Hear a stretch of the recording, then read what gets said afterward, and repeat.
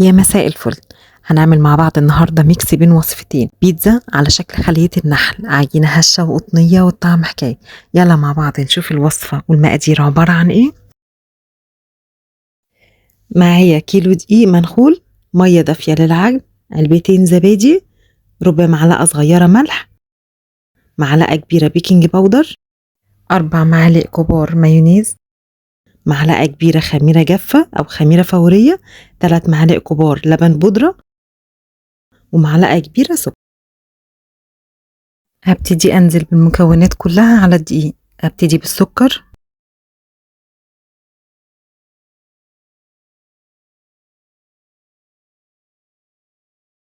بعد كده اللبن البودرة، 3 معالق لبن بودرة،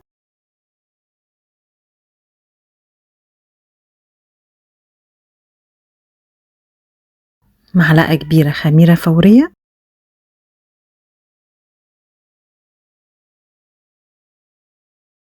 ربع معلقة صغيرة ملح، معلقة كبيرة بيكنج باودر،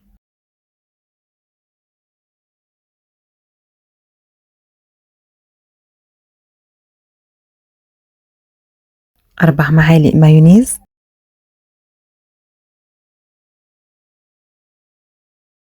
هنكتب المقادير كلها في صندوق الوصف عشان تبقوا عارفينها.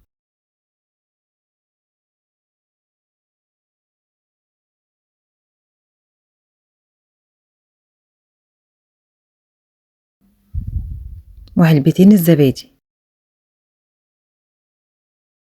الزبادي والمايونيز بيدي طراوة حلوة قوي للعجينة. وأقلب المكونات كلها مع بعض زي ما احنا شايفين كده. وأقلب المكونات كلها مع بعض زي ما احنا شايفين كده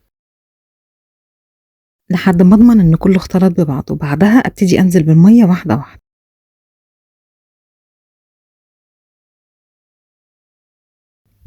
احتاجت مية بزود سنة بسنة، ما تكتروش وتحطوا مية كتير عشان بعد كده هتضطروا ان انتوا تحطوا دقيق تاني تمسك العجينة. فخليكوا شوية شوية كده لحد ما تشوفوا العجينة محتاجة ايه. محتاجة مية زودوا. تمام. وهجيب بولة وابتدي ادهنها زيت. العجينة معايا بتكون بالشكل ده، طرية سنة، تلزيقة خفيفة قوي قوي قوي زي ما انتوا شايفينها كده. اهم حاجة اعجني حلو قوي، طولي بالك في العجن عشان تاخدي نتيجة كويسة. هبتدي احط لها زيت من فوق ومن تحت واسيبها تخمر لحد ما يتضاعف حجمها. هبتدي اغطيها بالاسترتش او بكيسة واحط الفوطة عليها يتضاعف حجمها، وابتدي اشتغل على طول. في خلال فترة التخمير بتاعتها هنبتدي نجهز البرامات بتاعتنا. ولو مفيش برامات اعملي في الصينية بتاعتنا الألمونيوم العادي خالص، المتاح عندك ابتدي اشتغلي فيه. ايا كان اللي هتشتغلي فيه، المهم يكون الحروف بتاعته عالية شوية. تمام كده العجينة خمرت معايا وبقت زي الفل. هجيب شوية دقيق وارشهم بس في الأول كده بالطريقة دي عشان بس ما تلزقش مني، وفي نفس الوقت وانا شغالة احاول احط كل قطعة بعيدة السنة عن اللي بعدها عشان ما يلزقوش في بعض. وبعد كده اقسم العجين لقطع متساوية، حبها كبيرة حبها صغيرة انتي براحتك.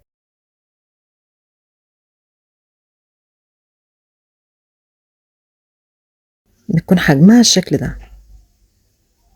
تمام. هخرج الهواء اللي في العجين وابتدي اشكل زي ما وريتكم الحجم ده.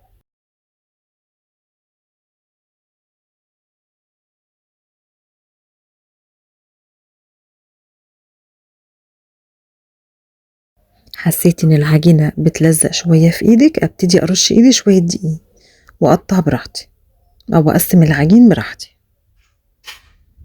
ويكون حجمها بالشكل ده.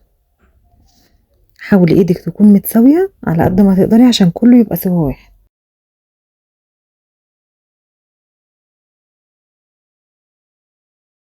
تمام كده. سهلة وبسيطة مش صعبة خالص. حسيتي ان ايدك بتلزق شوية، ارش شوية دي مفيش مشكلة عادي. ليه؟ لان انا اصلا مخلية في العجينة من الاول ان هي فيها شوية تلزيق خفيف، يعني هي لسه قابلة ان انت تحطي لها شوية دقيق كمان. فاهمة ازاي؟ انما لو خليتيها مظبوطة جدا دقيق وزودت لها شوية، العجينة هتنشف معاكي. فهمتوا الفكرة؟ وكل ما العجينة تبقى طرية في ايدك كل ما تبقى نتيجتها احسن. كده انا وريتكم تقسيم العجين بيبقى عامل ازاي. هخلص الكمية كلها وارجع لكم. كده انا قسمت العجين بالشكل ده. ودي صلصة طماطم احط فيها البهارات اللي نفسي فيها. ودي طماطم متقطعة مكعبات صغيرة وشايلة منها القلب خالص. فلفل احمر، فلفل اخضر، زيتون متقطع شرايح، ومعايا ميكس جبن، جبنة تركي مبشور، وجبنة موتزاريلا. تمام كده. هبتدي بأول قطعة انا شكلتها تكون ارتاحت وبقت زي الفل. هبتدي الشغل فيها على طول. ارش رشة دي بس خفيفة خالص من تحت عشان ما تلزقش في ايدي، وابتدي الشغل على طول فيها. هعمل ايه؟ هجيب حوالي ربع معلقة صغيرة من الصلصة وابتدي اوزعها على قطعة العجينة من جوه. مجيش خالص ناحية الحراف او جنب الحراف. وابتدي بقى احط شرايح الطماطم، فلفل الوان اخضر واحمر، زيتون، شوية جبنة تركي مبشور، وشوية موتزاريلا. نفس حشوة البيتزا بالظبط. حابة تلغي حشوة البيتزا وتحطي جبنة اللي هي الخزين العادية أو جبنة فيتا أو أي نوع جبنة أنت تفضليه مع زيتون مثلا ولا حاجة، هتبقى زي الفل. أنا بعملها كده وبعملها كده والاتنين بيطلعوا أحلى من بعض. احنا بنعمل بس حاجة كده جديدة ومختلفة بس مش أكتر. تمام. وابتدي أرصها كده في البرام زي ما احنا شايفين. نعمل واحدة كمان مع بعض، وما تقلقوش حتى لو لزقت شوية عادي مفيش مشكلة. بترشي شوية دقيق الدنيا بتتظبط معاك.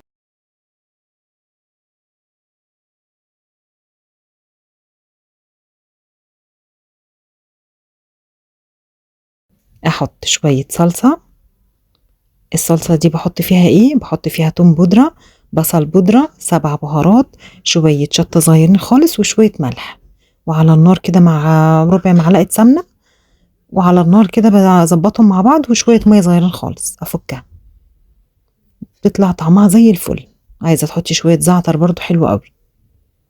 بحط الطماطم والفلفل الالوان والزيتون، وبعد كده الجبن والجبنة الموتزاريلا.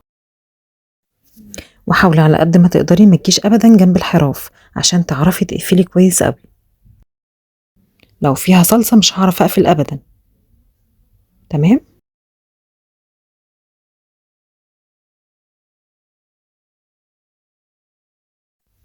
واهم حاجة في الوصفة دي ان انتي تقفلي حلو قوي قوي على قد ما تقدري، عشان لو ما قفلتيش من تحت العجينة هتفتح وهتتحرق في الصينية او في البرام، وهتبقى مش حلوة، هتلزق منك طبعا. تمام. قفلي كويس قوي وتأكدي ان انتي قفلتي حلو قوي من تحت، وابتدي رصي واحدة واحدة زي ما احنا شايفين كده مع بعض. تمام. نعمل واحدة كمان مع بعض.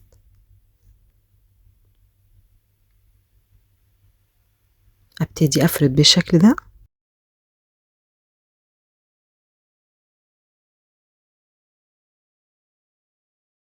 حاسة ان هي لزقت، برش رشة دي خفيفة قوي من تحت، وابتدي اوزع الصلصة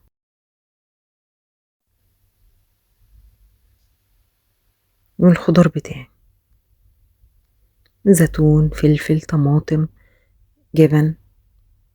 مش عايزة خالص، عايزة مثلا زيتون وبسطرمة هتبقى حلوة برضو، سجق، اللي نفسك فيه احشي بيه.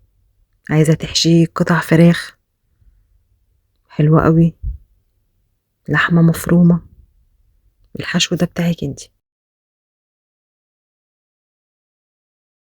حابة تحشيها حلوة مثلا نوتيلا، قطعة شوكولاتة، اللي نفسك فيه اعملي بيه. العجينة طرية معاكي وزي الفل وقابلة تحشيها بأي حاجة. وابتدي اقفل كويس قوي زي ما احنا شايفين كده.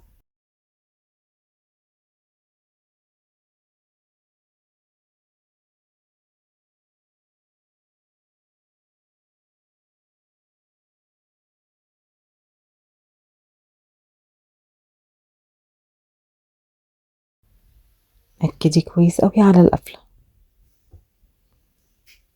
وابتدي اظبطها كده وتطلع معايا بالشكل ده. وهخلص الكمية كلها بنفس الطريقة دي. وكده خلصت البرام كله، ودي اخر واحدة هبتدي ارصها وبيطلع شكلها كده. تمام. هبتدي اغطيها لحد ما يتضاعف حجمها شوية وابتدي ادخلها الفرن. بس طبعا قبل ما ادخلها الفرن هديها ايه سن التلميع كده من على الوش، احنا مع بعض يعني. هسيبها تخمر لحد ما اشوف البرام اللي بعده. هبتدي اعمل قطع صغيرة خالص عشان البرام ده اصغر طبعا. اخدت قطعة العجينة قسمتها على 2، وكل قطعة ببتدي احشيها زي القطعة الكبيرة اللي احنا حاشيناها مع بعض. بس المهم ان انا تبقى صغر الحجم شوية عشان البرام ده حجمه اقل شوية عشان ياخد كمية حلوة. تمام. نفس البرام الكبير بالظبط يطلع في الاخر بنفس الشكل ده. هسيبها برضو تختمر لحد ما اخلص باقي العجين بالشكل ده. كده انا خلصت الكمية كلها وعملت لكم صينية في الألمونيوم عادي، وهوريكم هتطلع شكلها عاملة ازاي.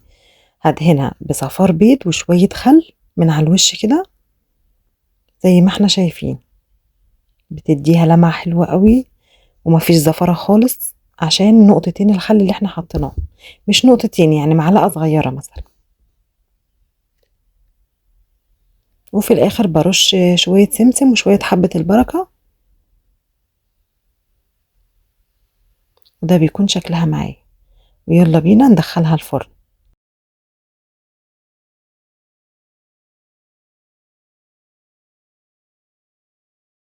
حطيت من على الوش شوية جبنة موتزاريلا كده هتديها شكلها حلو قوي. والبرامات حطيتها في صينية ألمونيوم وفي الآخر يطلع شكلها كده. ايه رأيكم في شكلها؟ ودي البرامات الصغيرة. ايه رأيكم؟ مش قادرة اقول لكم ريحتها عاملة ازاي، ولا قادرة اقول لكم طراوتها. تمسكي قطعة العجينة طرية جدا يعني. بصوا شايفينها عاملة ازاي، هشة قوي قطنية قوي.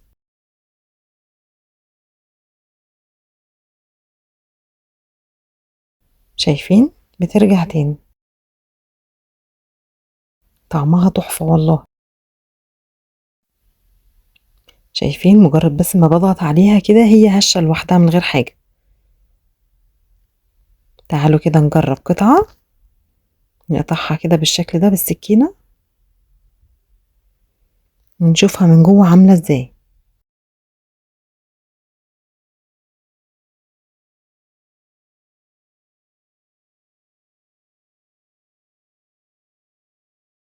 طبعا سخنة لسه مولعة.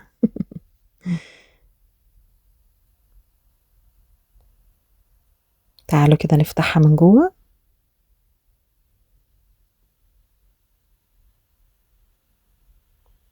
والله مش قادرة اقول لكم تحفة، هشة طرية قطنية قوي، ولا معجنة ولا نية ولا اي حاجة خالص. وشايفين الحشوة بتاعتها عاملة ازاي، زي الفل ومظبوطة قوي.